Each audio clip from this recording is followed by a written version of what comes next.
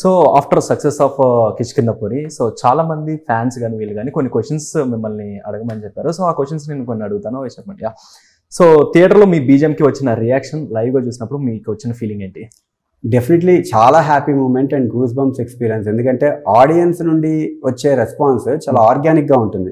Cinema చూస్తున్నప్పుడు వాళ్ళకి అనిపించిన ఆ ఇన్స్టెంట్లో ఏమనిపించింది అనేది వాళ్ళు రియాక్ట్ అవుతారు. సో అది అన్ఎక్స్పెక్టెడ్ అవ్వచ్చు, ఎక్స్పెక్టెడ్ అవ్వచ్చు. అన్ఎక్స్పెక్టెడ్ అయినా నేను ఎప్పుడూ అన్ఎక్స్పెక్టెడ్ అనుకుంటా. ఇప్పుడు ఏంటంటే నా పని నేను చేస్తా, కానీ అది ఎలా రియాక్ట్ అవుతారో మనకు తెలియదు. ఎండ్ ఆఫ్ ద డే ఏదైనా ఏ క్రియేటివ్ ఆర్ట్ అంతే కదా. సో రియాక్షన్ అనేది చాలా పాజిటివ్ ఆరా క్రియేట్ చేసింది. అండ్ వర్క్ గురించి 10 మందికి చెప్తున్నారు చాలా బాగా చేశారు అని. సో అది స్ట్రెంగ్త్ ఇచ్చింది. ఇన్ఫాక్ట్ ఇంకా బెటర్గా నేను నెక్స్ట్ మూవీస్కి ఇంకా బెటర్గా ఎక్స్పెరిమెంటల్గా చేయొచ్చు, ప్రోత్సహిస్తున్నారు అందరూ, యాక్సెప్ట్ చేస్తున్నారు అందరూ అని అనిపించింది. సూపర్. సో మీ మ్యూజిక్కి హర్రర్ సినిమాకి సో మెయిన్ హీరో అని చెప్పి అంటున్నారు, దాన్ని ఎంతవరకు మీరు ఏకీభవిస్తారు? అయ్యో, మెయిన్ హీరో అంటే జనరల్గా మ్యూజిక్కి ట్రిగ్గర్ పాయింట్ ఎప్పుడు విజువల్. చిన్మయి చాలా ఎక్స్ట్రాడినరీగా డిఓపి వర్క్, అది ఎక్స్ట్రాడినరీ డిఓపి వర్క్.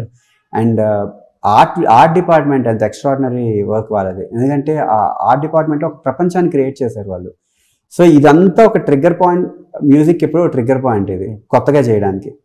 సో ఇది జనరల్గా మ్యూజిక్ నుండి వెనక్కి వెళ్ళే, కానీ దాని నుంచి ముందు నాకు మ్యూజిక్కి ఇన్స్పిరేషనల్ పాయింట్ అయింది.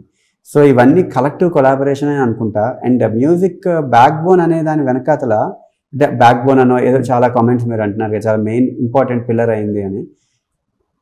అది ఇండైరెక్ట్గా సినిమాకి చాలా హెల్ప్ అవుతుంది. వాళ్ళు అన్నం అంటున్నారు కానీ సినిమాకి హెల్ప్ అవుతుంది. సినిమా ఆరా 10 మంది చెప్తున్నారు అనేది, ఆ రెస్పాన్సిబుల్ జాబ్లో నేను ఒకళ్ళు ఉన్నాను అని చాలా హ్యాపీ అనిపించింది.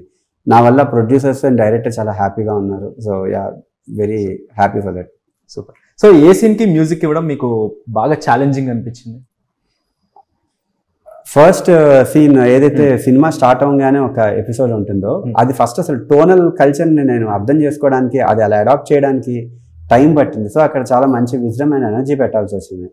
సో అది నాకు ఎప్పటికీ గుర్తుండిపోయే ఎక్స్పీరియన్స్. అండ్ లాస్ట్లో క్లైమాక్స్ సీక్వెన్స్ చాలా ఇష్టపడ్డాను, ఇష్టం నాకు. అండ్ చేసే ప్రాసెస్లో అండ్ ఇది కూడా మన హాస్పిటల్ సీన్ కూడా చాలా ఇష్టం. అండ్ శ్మశానం సీన్ కూడా చాలా ఇష్టం. సూపర్. సో మీ మ్యూజిక్ కారణంగా ఆడియన్స్ సీన్ మరింత భయంకరంగా ఫీల్ అయ్యారని చాలా మంది ఫీల్ అవుతున్నారు. సో ప్రతి బ్యాక్గ్రౌండ్ స్కోర్ చూసిన ప్రతి సీను కూడా చాలా ఆడియన్స్ చాలా ఫీల్ అయ్యారు, లైక్ చాలా భయంకరంగా. సో అదే విన్నప్పుడు ఎలా అనిపించింది రియాక్షన్? అంటే ఆ ప్రాపర్గా మల్టిపుల్ పర్సనాలిటీలోకి వెళ్ళాను నేను అని హ్యాపీ ఫీల్ అయ్యాను. ఎందుకంటే ఆ పర్సనాలిటీలోకి వెళ్తే తప్ప ఒక అటెంప్ట్ రాదు. సో వెళ్ళిన అటెంప్ట్ అందరూ యాక్సెప్ట్ చేస్తున్నారు అంటే డెఫినెట్లీ ఒక ప్రాపర్గా వెళ్ళాను, ఆ మల్టిపుల్ పర్సనాలిటీలోకి అనిపించింది. సూపర్. హ్యావ్ యూ అంటే ఎక్స్పెక్ట్ చేశారా ఇంత రియాక్షన్ వస్తుంది అని చెప్పి?